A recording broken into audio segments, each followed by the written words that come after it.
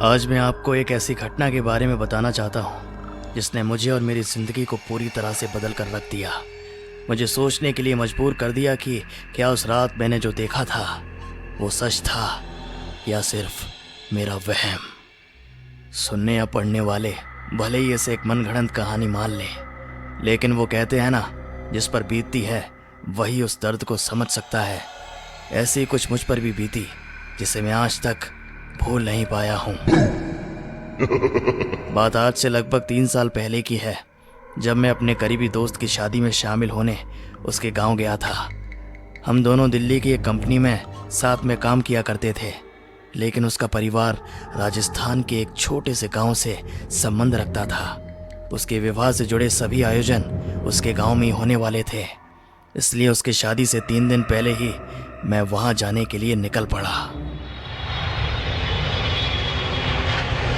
Jaipur airport पर उतरने के बाद मैंने उसके गांव पहुंचने के लिए एक टैक्सी की। मेरे दोस्त साहिल का गांव जयपुर से काफ़ी दूर था। ड्राइवर ने पहले ही कहा था कि पूरे 24 घंटे में ही हम उस गांव में पहुंच पाएंगे। सफ़र लंबा है, इसलिए टैक्सी ड्राइवर से बात करना हमने शुरू कर दी। बातें करते करते उसने गांव देहातों में फैले भूत प्रेतों के किस्से का भी जिक्र छेड़ ही दिया। ड्राइवर का कहना था कि जिस गांव में मैं जा रहा हूं वहां तो डायनों का आना बहुत आम है। उसने मुझे एक नहीं ना जाने कितने ही किस्से सुना दिए उस गांव और डायन से जुड़े हुए। अब आप तो जानते ही हैं कि दिल्ली जैसे महानगर में रहने वाले युवा कहाँ इन आत्माओं और डायनों की बात पर यकीन करते हैं। मेरे जैसे अधिकांश लोगों के लिए ये सब एक एंटरटेनमेंट का जरिया हो सकता है, इससे ज़्यादा कुछ भी नहीं। लेकिन शायद वो आखिरी बार था जब मैंने इन सब काली शक्तियों को बस एक मजाक के रूप में लिया था, क्योंकि उसके बाद तो जैसे मैं इन पर ना सिर्फ विश्वास करने लगा बल्कि हर समय इनकी उपस्थिति का एहसास भी करने लगा। ड्राइवर का कहना था कि सुबह 8 बजे तक हम अपनी मंजिल पर पहुंच जाएंगे। रात 10 बजे के आसपास हमने एक ढाबे पर खाना खाया और फिर सफ़र की थकान की वजह से आंख लग गई। अचानक हमारी गाड़ी खराब हो गई, और वो भी ऐसी जगह पर जहां से कुछ मदद मिलना भी नामुमकिन था। मुझे समझ नहीं आ रहा था कि अब क्या किया जाए। सुबह होने का इंतज़ार भी नहीं कर सकते थे और आसपास कोई ठीक जगह भी नहीं थी। ड्राइवर का कहना था कि 2-3 किलोमीटर पर एक ढाबा है, आप वहां पहुंच जाओ, मैं गाड़ी ठीक करवा कर वहां पर आ जाऊंगा। मैंने उसकी बात मान ली और पैदल चलने लगा। बहुत चलना था, इसलिए कानों में ईयरफोन लगा लिया और सोचा कि टाइम पास हो जाएगा। कुछ दूर चलते ही मुझे ऐसा लगा जैसे मेरे साथ कोई चल रहा है। बड़ी तेज महक सी आई और बहुत देर तक अपने साथ किसी और के होने का एहसास हुआ। पहले लगा कि जैसे ये मेरा वहम है, लेकिन धीरे धीरे वो वहम हकीकत, या यूं कहें भयानक हकीकत की शक्ल लेने लगा। पहले मुझे केवल एहसास हो रहा था कि कोई मेरे साथ साथ चल रहा है, लेकिन धीरे धीरे किसी की शारीरिक आकृति मुझसे कुछ कदम दूरी पर दिखाई देने लगी। वो एक सुंदर लड़की थी। उसने मुझसे पूछा, इतनी रात को मैं अकेले कहाँ जा रहा हूँ? तो मैंने उसे अपनी कहानी बता दी कि कैसे गाड़ी खराब हुई और मैं पैदल चलने के लिए मजबूर हुआ। मैंने भी उससे यही सवाल किया कि वो इतनी रात को यहाँ पर क्या कर रही है।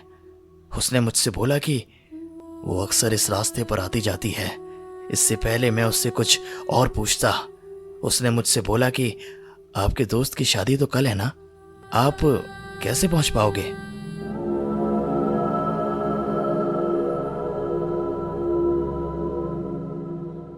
उसका ये सवाल सुनकर मैं हैरान रह गया कि उसे कैसे पता। मैंने पूछा, आपको मेरे दोस्त की शादी के बारे में कैसे पता?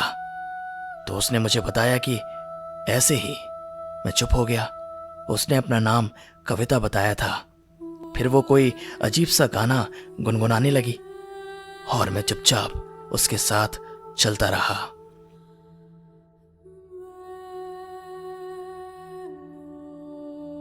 आगे बढ़ा तो सामने एक बड़ा और घना पेड़ दिखाई दिया। मैं उसकी तस्वीर उतारने लगा तो उस लड़की ने मुझे ऐसा ना करने को बोला। मैंने पूछा क्यों? तो उसने बोला, रात के समय तस्वीर नहीं उतारते। मैंने अपना कैमरा अंदर रख लिया। तभी मेरी नज़र अचानक पेड़ से थोड़ी दूर पर खड़ी 3 औरतों पर गई। तीनों औरतें धीरे धीरे मेरे पास आने लगी। जैसे जैसे वो पास आती गईं, उनका चेहरा नजर आने लगा जो बहुत डरावना था। वो मुझे अपने पास बुलाने लगी, लेकिन कविता ने उनका इशारा देख लिया और मुझे तेज तेज चलने के लिए बोला। मैं चलने क्या, भागने लगा। थोड़ी दूर आते ही वो औरतें गायब हो गईं और मैंने कविता से पूछा कि वो कौन थी। उसने बताया कि वो इस गांव में पिछले कई 100 सालों से घूम रही हैं। गांव के लोग उन्हें बुरी आत्माएं कहते हैं। आपको उनसे बचाने के लिए ही मैं आपके साथ साथ यहाँ तक आई हूँ। मैंने पूछा, तुम कैसे बचा सकती हो? उसने फिर कोई जवाब नहीं दिया। हम बहुत दूर निकल आए थे। कविता ने कहा कि ढाबा आने वाला है और रास्ता भी सुरक्षित है, अब मुझे चलना चाहिए। मैंने कहा, तुम आगे तक नहीं जाओगी? उसने कहा, मेरी मंजिल तो यही है।